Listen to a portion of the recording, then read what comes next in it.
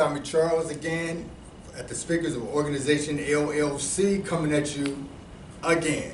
I'm not going to say one more time, but we're coming at you again with some very important, needful information like we always do. And we hope that every time we come to you that you'll learn something from our videos, that you'll even tell other people, share with us, like us, and come and just listen to the things that we have to say, because this world is not a joke, this world is not a game, and there's things that need to be taught, and people need to be informed of truth, and hopefully those that can come to reality within their minds will be able to say, you know what, those young men, or those men are telling the truth, and I'm going to take into consideration the things that they say and start changing my mentality and my mind. So we're hoping that those are the things that you say. And once again, we have Jeff Harrison with us again, and we're going to be discussing a topic about entrepreneurship.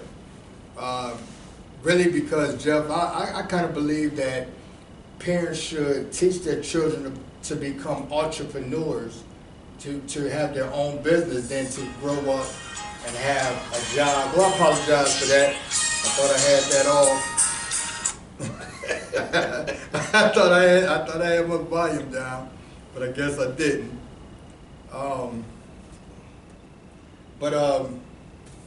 One of the subjects, I apologize for that. we do this head on. This is not scripted. We're not trying to be perfect, so I do apologize to you for that. Usually I'm squared away and I have a phone volume cut down.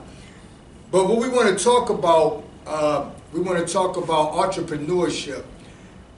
Because when I was coming up, Jeff, man, the older people that was my mother's age and my grandmother's age, what they talked to us about was to make sure you have a job. Right. You see what I'm saying? Right. It was like, make sure you have a job. Don't be a bum on the street. You know what I'm saying? So in my mind, as a child, I listened to the people that were older than me. If I thought they were speaking something constructive to me, if I thought they were speaking things to me that was things of maturity, right, I would listen. Right. So coming up as a child, I thought they was talking truth to me. You know what I'm saying? I thought they were talking truth to me. So it was all I heard coming up from different people, even including the pastors, the deacons, and those type of people that were in the church. They will always preach to us, make sure when you grow up you get a job. Make sure you go to college and get a job. Make sure you go to college. They told you to go spend $400,000 to go to college to get a job. Right. Before we continue this conversation right here, Jeff, let's go into prayer, man, because I always want to bring God into our videos, man. We thank you right now, Lord, for all that you've done in our lives. Yes, Most High. We praise you for life, health, and strength. Yes, Most High. We thank you for having activity of our limbs right now. Thank you for having a mind, just to come out and discuss and do brainstorm and just talk, positive talk. Yes, Most High. And we thank you for creativity being unfolded today in our minds, Lord, that somebody may be helped. We ask that you allow those listeners, Lord, that need to hear this video, yes, to listen and tune in, Lord. And we magnify you and we give you all the praise. We ask that you, Lord, will take control of our mouths now, that we will speak only what we hear in our ears. In your most holy name, amen. Thank you, Most High. Jeff, the thing that I have to explain this. Mm-hmm. I know everybody, they're not built or they're not made or programmed, and God didn't make them to be entrepreneurs. Right. I understand that, because if everybody was an entrepreneur, who would be the workers? Right. I think the Most High distribute laborers, workers, those that want to be in management, those that want to be supervisors, and those that want to be in positions of leadership, and then those that do not care to be in positions of leadership. See, when the Most High God, I believe, when he created humanity, everybody have their own area that they're supposed to go in. So you understand what I'm saying? Right. So everybody was, they're not created to be entrepreneurs. Everybody don't want their own business. We understand that. But what I believe in is when you have children, speak the entrepreneurship to them. Because if it's in them, then you're helping bringing it out of them. And then you give them direction or teach them how to have goals set and never give up on their dreams. And that's like what I am, what I've always done. So let me hear what you got to say on this, Jeff. You know, I think the recipe for being an entrepreneur is this. If you're working 16-hour days for somebody else, if you're getting up early in the morning and you on time, 15 minutes early on that job, and you're there until 7 o'clock or 8 o'clock at night, you know, punching the clock to get off, then you have what it takes to be an entrepreneur. Because they say if you're not willing to work 16-hour days, you're not really an entrepreneur. But if you had a discipline to do 16-hour days for somebody else, then that means that you got the discipline to do it for yourself. You know, and a lot of people, the reason, you know, they don't talk to their children about entrepreneurship because that's all they were taught. You know, they were taught to go get a job, and so they can only pass on, you know, what was taught to them. You know, and but entrepreneurship is the right way to go.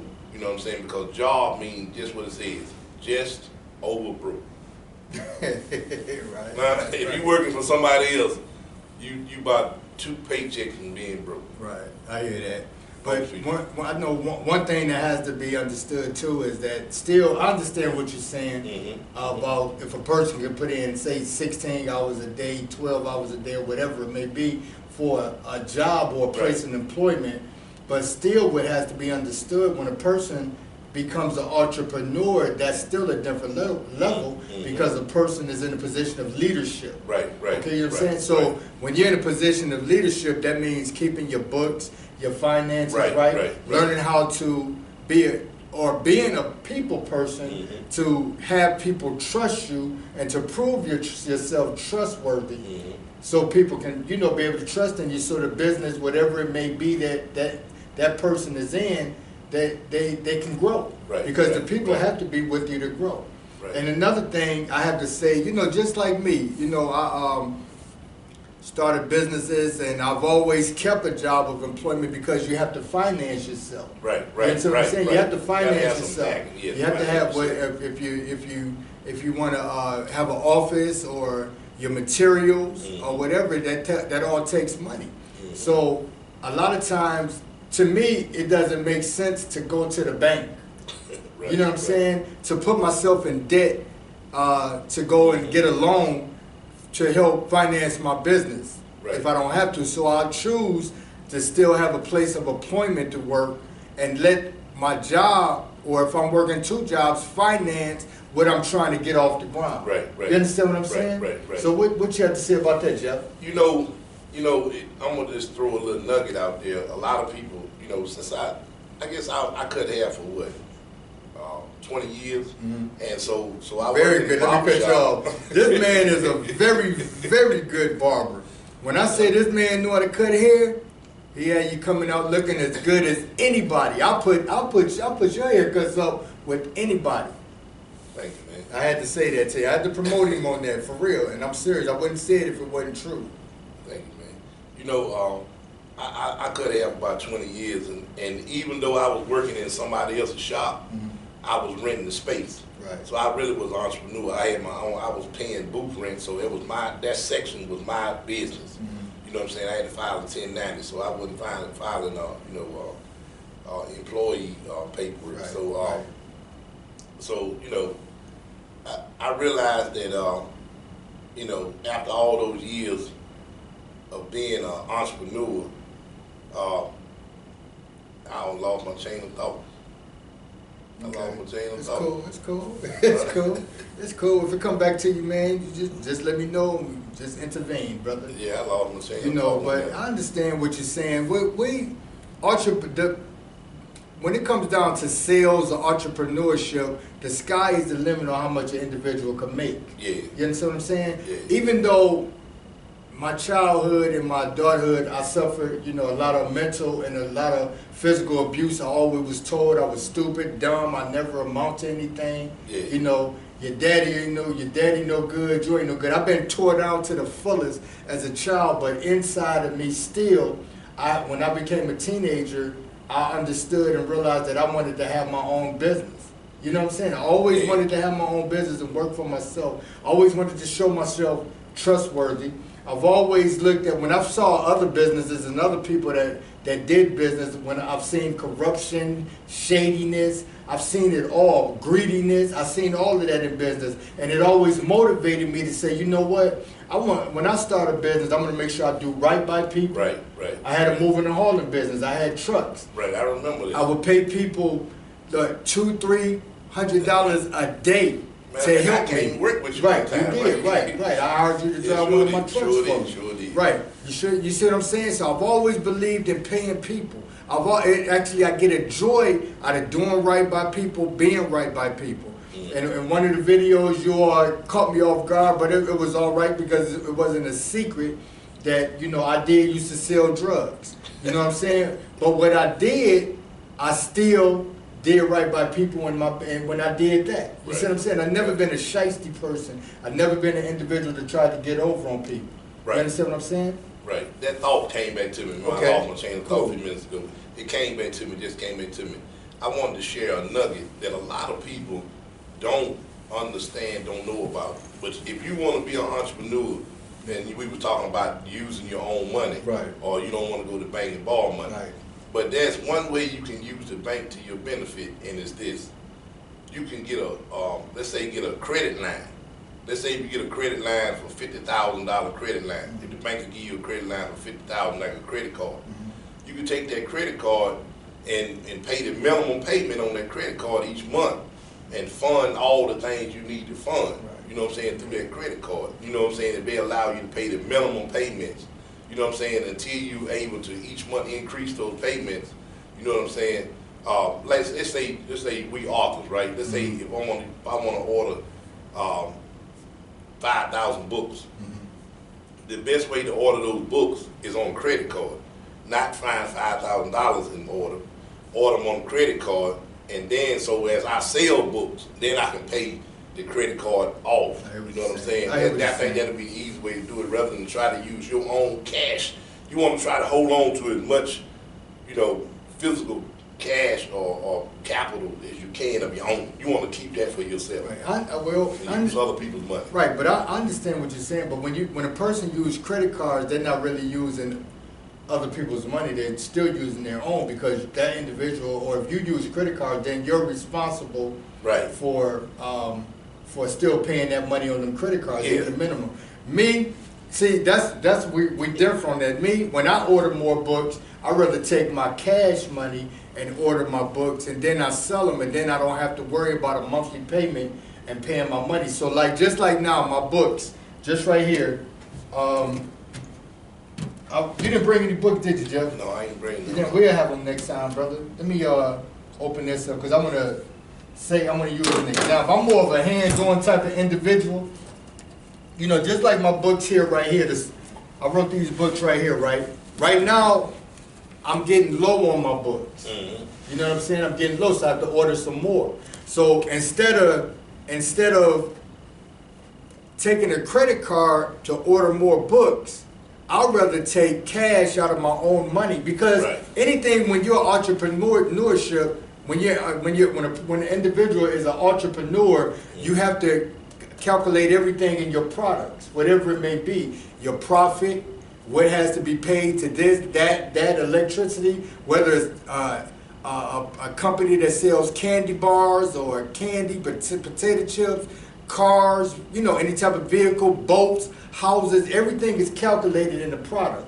You see? So when you sell your books, like I say this set of books right here, my profit is already in there, and everything to pay people for what they're doing is already in those books.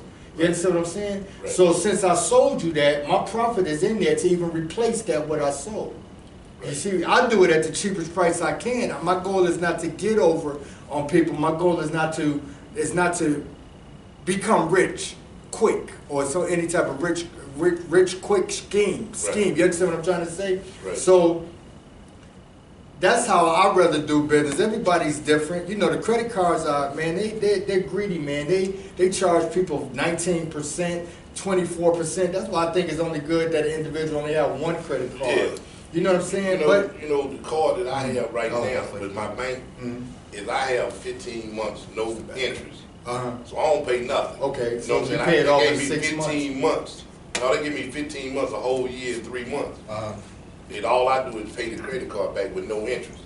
Okay. See what I'm saying? That's through my bank. Okay. So therefore, it would be an advantage for me, you know what I'm saying, to order through credit card. And then, so by the time I make some profit, you know what I'm saying, I ain't spent nothing. Okay, I got that, and I ain't spent nothing. agree with that. Everything is profit. So then I take and pay the credit card off in 6 months. Now I agree with that. I agree with that. Don't use it till it start, accumulating interest on you. Right. You want to use it as leverage. Right. Don't try to use it all as leverage. Right. If it's not leverage, you get rid of it. Right. But everything you can leverage, toward what you got in your pocket. See, if I can use that card and keep my 50,000 in my pocket, and then 6 months pass, I take the 25 that I use on the credit card and pay it off. Right, right, and I agree with that. Now that's cool because the thing to me is to stay as much out of debt as possible. Right. Because the credit card companies, these corporations are greedy, man.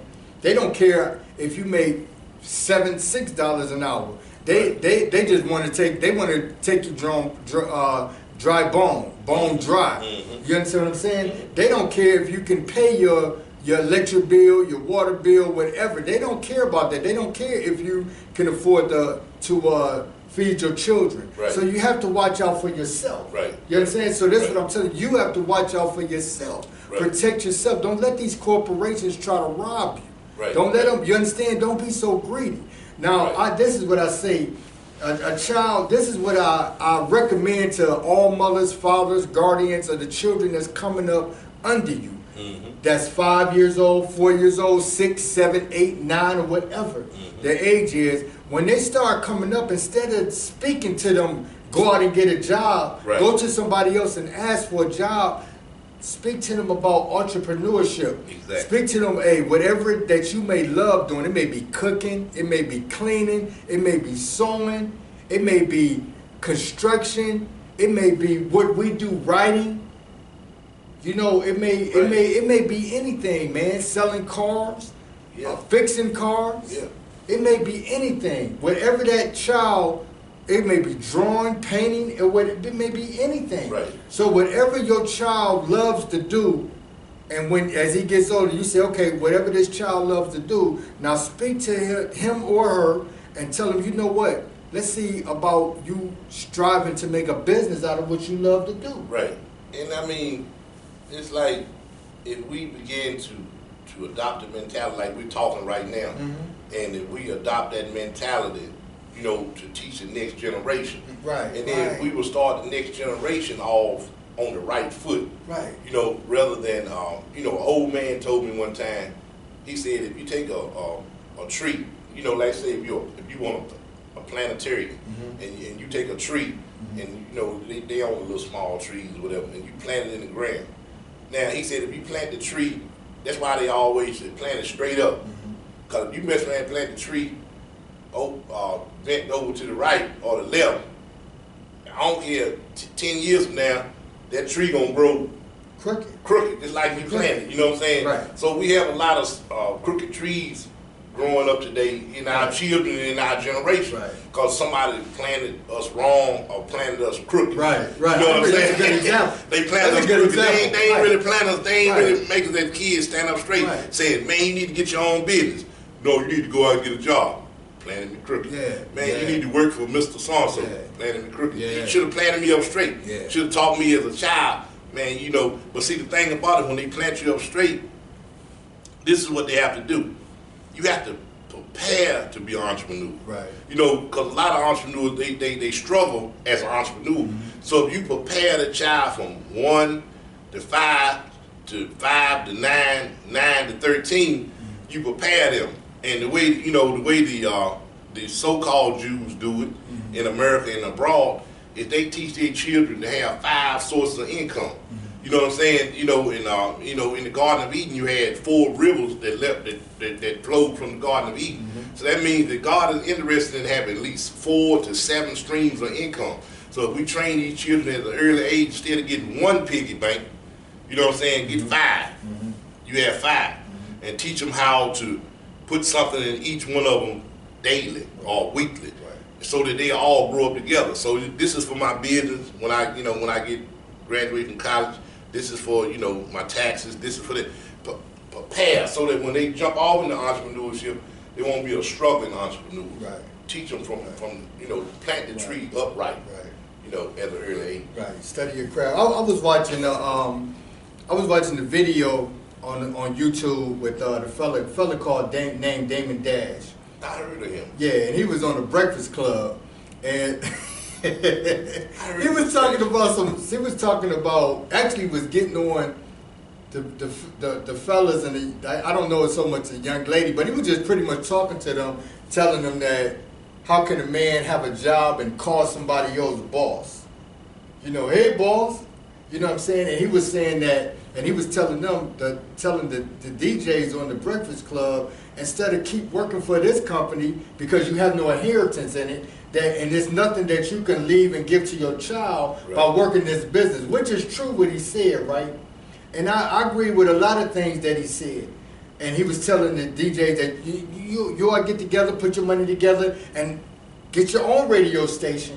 Right. And then with your own name on it, and then you can leave an inheritance for your children. And so hopefully they'll do it right do right by the business and keep an inheritance for their children. You understand what I'm saying? Right. And I agree with that 100%. But everybody I know, a lot of people are scared to step out to be entrepreneurs because comfort is going to somebody else's job and working. Right. Comfort is just expecting them, okay, all I got to do is go here and work, and I may move up into the company, but I still have a comfort zone. I know I'm going to get a paycheck every week, every bi-weekly, or every month, or whatever that job pays. I mean, when you say the comfort of working for somebody else, I guess the person saying to themselves, well, at least I got a 401k and all of this. But if you work as an entrepreneur for yourself, all you have to do is just learn how to invest in your own self. You can start your own 401k. You can go with Ameritrade, E-Trade, whoever, and open your own IRA and your traditional IRA and stuff like that. Yeah, you can do it yourself. Right. The thing too is this is what happens in the world of employment. Whether you start from the bottom, in most cases, whether you stop at the lowest level of that place in employment and you go into whatever supervision, then you go into management. This is what happened because we lived on this earth long enough to see. You work your 20, 25, 30, 40 hours, whatever you may do, working that job. And then you retire. Right. You get your Social Security check or whatever else you have coming to you, and that's it. Right. So you have a ceiling on the income that you can make. Right. Whereas in entrepreneurship, that's why I always say never give up. Never give up. Right. Keep striving until death. They say it takes 2 years before a business starts seeing profit. Right. Okay? But it may vary. It may take you 3 years. It may take you 5 years. Yes, and they say after 5, you make it 5 years, you 9 times out of 10 you'll make it. Okay, yeah. You make 5 years. Right. So if you have an entrepreneur spirit in you, never give up on your dreams. Continue, even when you fail. No people. But number one, a lot of times you can't tell people your dreams because they get jealous of it. Oh man, that's a lot of people don't even want you to prosper. That's key right there, man. A lot of people don't realize it. This is spiritual warfare. There's a lot of things going on in the spirit. A lot of jealousy. Open your mouth and start telling people your stuff, then you have all this stuff coming after you in the spirit that you can't put your hands on. Somebody, if you don't believe people pray against you, they will. Yeah. People don't want to see you. But they ain't praying to God because God won't even accept that type of prayer. They won't. They're not praying to the Most High. Right. They're praying to Satan. Right. If anybody praying that you fail, they're not praying to the Most High because the Most High would never honor that. He don't even hear that. He don't even hear that. But they're praying to Satan. That's right. See, so you have to be careful who you tell your dreams to. I mean, that even goes for family members. Right. And to me, it's a shame to be jealous of a family member or for anybody. That's right. You understand what I'm saying? I'm always happy to see people prosper. That's right. I grew up on, when we grew up, we was on welfare getting food stamps. We didn't have a car in our house. You know, my parents was coming up to here. I used to have to fight. People, fellas used to come up to me and want to fight because I was goofy, didn't have the name brand clothes. I had holes in my shoes. I can go on and on about how I used to work, but still, the other children in my neighborhood who went to school with me that had name brand clothing, their parents or their mother or whoever was working and could afford to buy them the things that was in, I never was jealous of any of them. Did I wish I could have it? Of course. But was I jealous of them? I never lived my life just being jealous of anybody. You get you a brand new car, buy you a brand new house, or well, I'm happy for you. You sold me a Mercedes Benz one time for $2,000. Right, at a very cheap price, because this is my friend. The thing was worth about $10,000. But this is my friend. So why would I try? I'm two of them, matter of fact. Exactly. Well, one. You gave me two Mercedes. One of them. I gave one to my brother. Oh, okay. He get good compliments on his car even today. Okay, that's you know what I'm saying? Yeah. He still got it okay. still at the night. You know, got rims on it and stuff. But Oh, yeah, I'm gonna tell you. That's how you get blessed. I'm always happy for people. Just like when I saw you, man, I like that sweater, man. You looking good today, man. Man, when you get new, I do everybody like that. I believe in encouraging. I believe in complimenting, whether it's a man, female, man, woman, boy, or girl. I believe that's what you got to do. Yeah. I will be that. I'm not looking for a reward for that. I'm going to be that until I die because that's what I want to be. And I know the Most High God appreciate that, but that's my spirit of what I am. That's the ingredients of what I am. I heard somebody say one time, if you take a fish and take him out of the water and put him on the bank, like on the shore, and leave him on the shore, he'll drown and he'll die. Right. He'll flip around, he'll flap around for a while. You know what I'm saying? He can live out of water for a while. But eventually, he'll die. So what I'm saying is, but if you put him back in the water, and then he'll do what he was called to do. Right. He'll do what he's called to be, a fish. He was created to be a fish. Right. You know, and I just said that to say, until we, whatever that thing is inside of you that makes you excited about doing, you love doing. Something you do for free. You will do it for free. If you will start doing that, then that's your creativity that you were born to do. And nobody can beat you doing it. I knew nobody could beat me cutting hair. Because I was at 9 years old, I used to cut kids' hair in my neighborhood with a razor blade. Wow. At 9 years old. My mom used to give me whippings and stuff because I was putting razor lines on the kids at 9 years old. Had them shaped up. Took the scissors. I ain't have no clippers. Yeah. I would take the scissors and cut their afro real tight and shape them up with a razor blade with ivory soap. And I knew that's what I was called to do.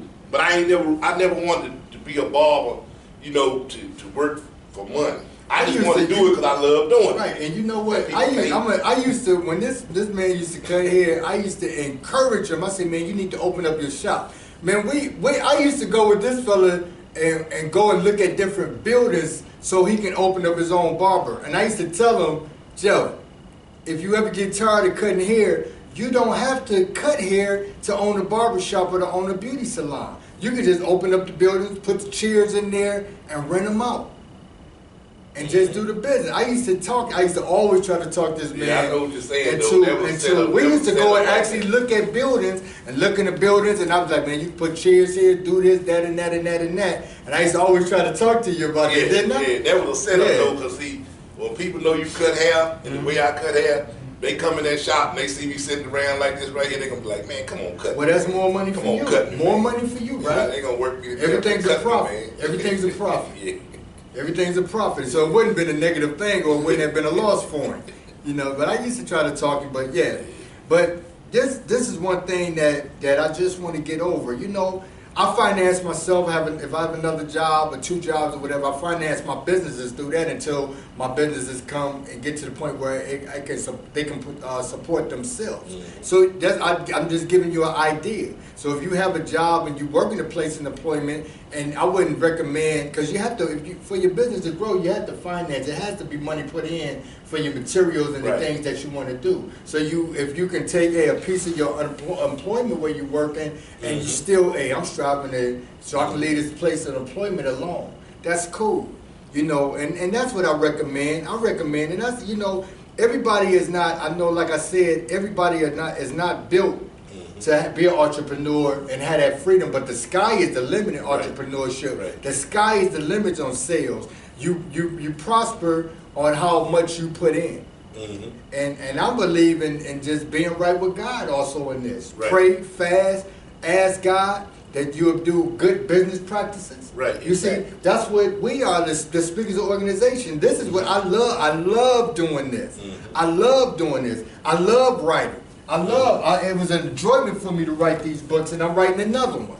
You see, and this man right here got 2 books that he wrote. He didn't bring them, and he got another book that he's writing. I love writing information. I love sharing information. I love this. I love making a way for people to make money off of my books and off of my writings, and creating different ways for people to make